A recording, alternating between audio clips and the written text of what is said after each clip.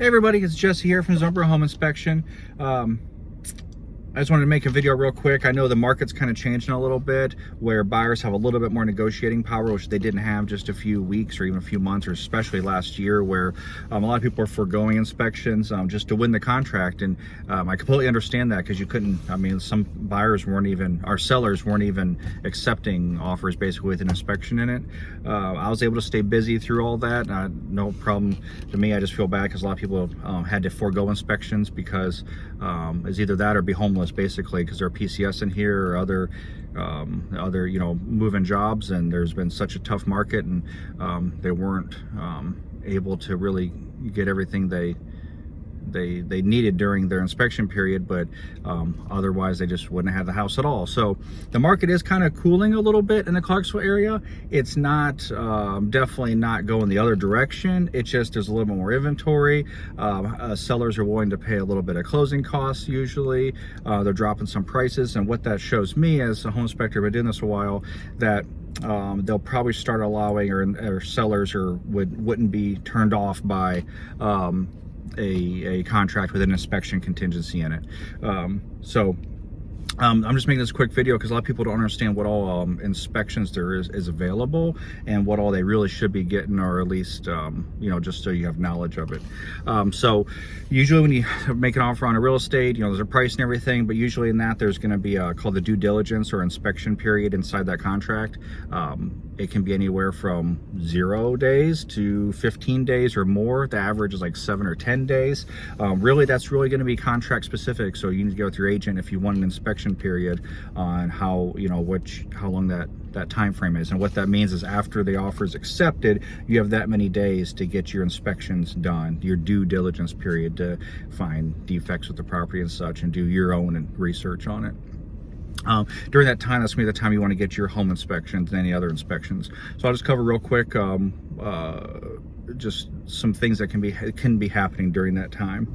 The very first thing you need to be considering is just a general home inspection. So that's where someone like me has like a licensed home inspector, licensed through the state, and also certified. I'd come in and do a home inspection of the entire premises according to the Tennessee Home Inspector Act of 2005.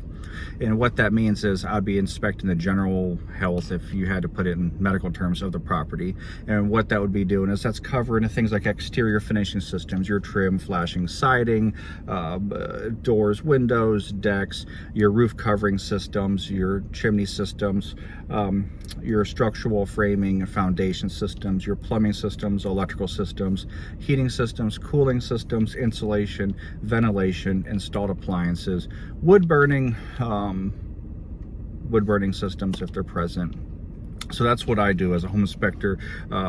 I cover all those aspects. Things home inspectors for your general home inspection is not going to cover. It won't cover subterranean systems, so it means it won't cover your sewer line out to the street. It won't cover a septic tank. It wouldn't cover a well.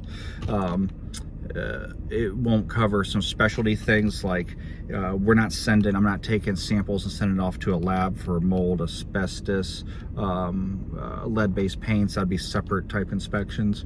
I'll cover in a second.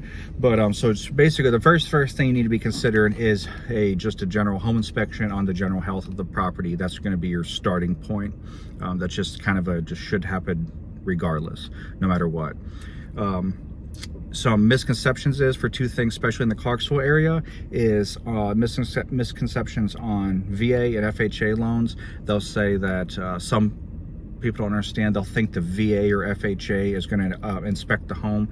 That's not accurate. All right, so the VA and FHA have a thing called a minimum property requirement, and that's to make it conform to the loan standards that for the VA program and the FHA program, and that's actually done by the appraiser with just a small checklist.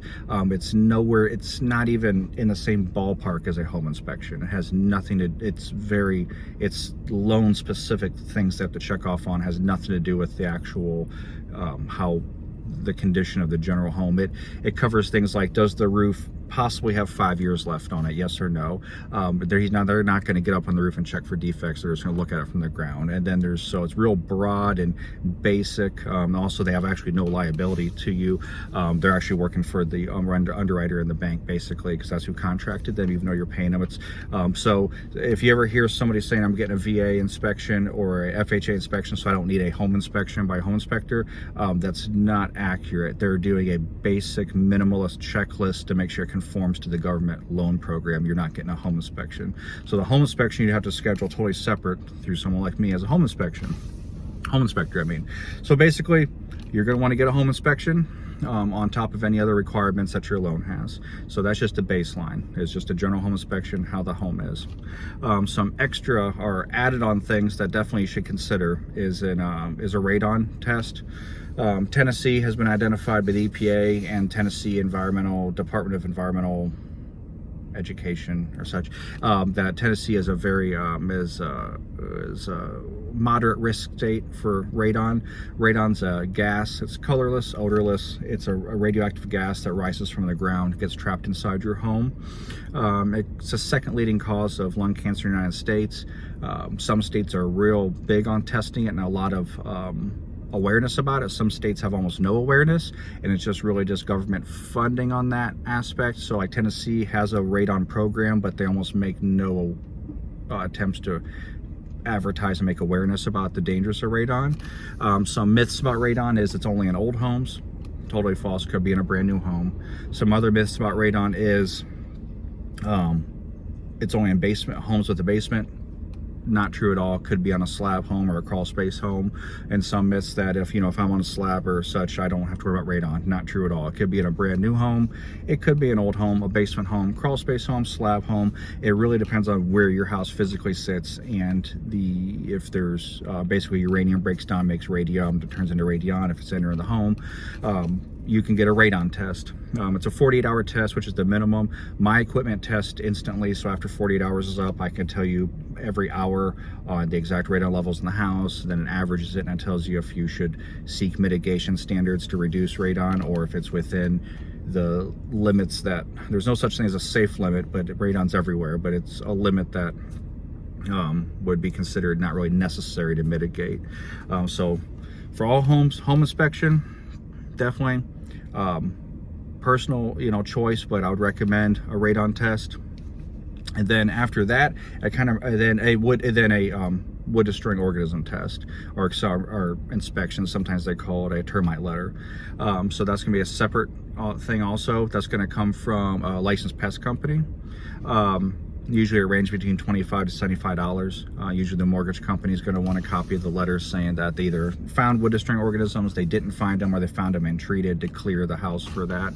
That's going to cover termites and a couple other wood destroying bugs. So all houses, definitely home inspection. Highly recommend radon and wood destroying organism. Those three things, you'll be out of pocket a couple $100, but I guarantee the things that are fine to be much more valuable than the couple $100.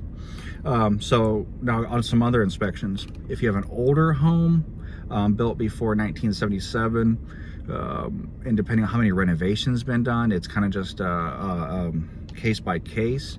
And depending on what type of materials are in the house, you may want to consider a radon or a lead-based, asbestos or a lead-based paint test also for asbestos or lead-based paints.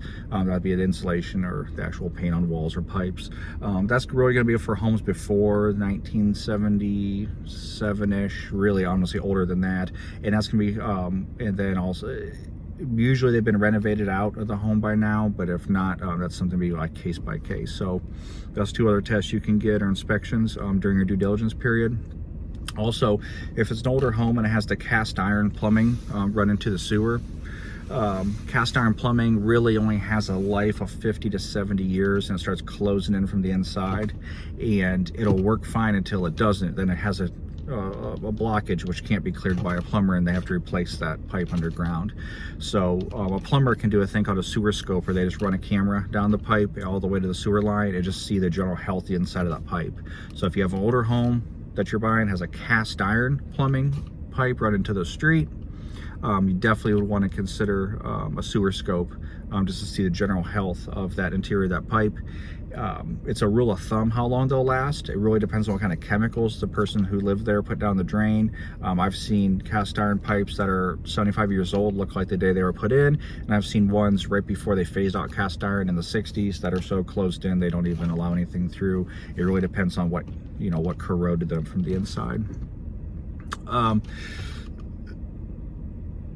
So that's your basics. So like I said, general home inspection, all houses.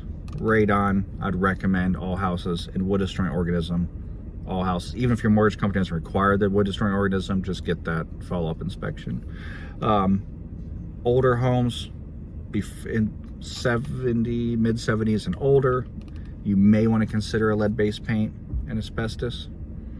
And then homes with a cast iron plumbing that's still present running to the street, you'd want to get a sewer scope through there to see what kind of blockages are in there.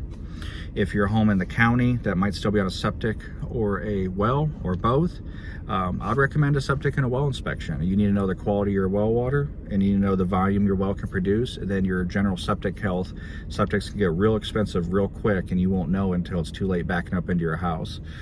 So you definitely, if you're in the county, or there's some city houses actually still on septic here in Clarksville, but you definitely want to get that general well checked, the health of that well, and your septic inspected. And then everybody brings up mold. That's a very common term, is thrown around a lot. Most people don't realize actually most mold is completely harmless, but usually you don't proactively just do a mold inspection just because. Usually you only add a mold inspection if you find some reason to check indoor air quality and mold swabs, if there's some kind of growth on a wall or ceiling, or some kind of moisture problem. So yeah, it's another test that can be done, or inspection. So just to recap, and I'll let everybody go, get a house under contract, you definitely want to get a home inspection scheduled.